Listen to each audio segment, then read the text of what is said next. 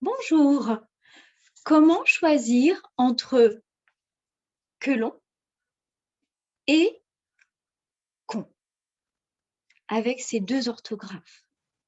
C'est ce que l'on va voir maintenant dans cette vidéo.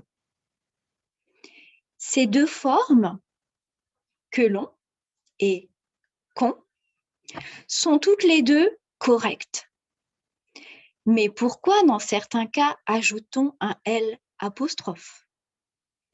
Quel rôle ce L apostrophe joue-t-il? Existe-t-il d'autres constructions similaires?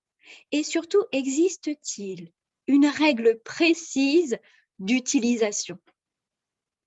C'est ce que je vais vous expliquer dans cette vidéo.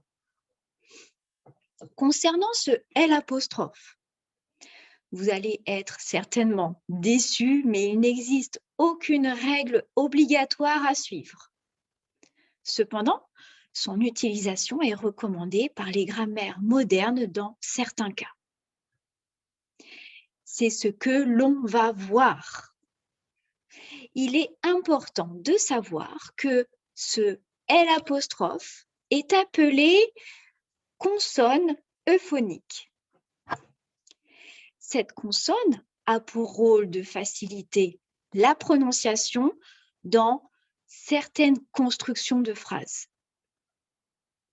Il est conseillé d'ajouter ce L apostrophe, L euphonique, après que et ses composés lorsque, puisque, quoique. En effet, en français, le son con sonne mal et a une connotation négative car il est associé au nom con.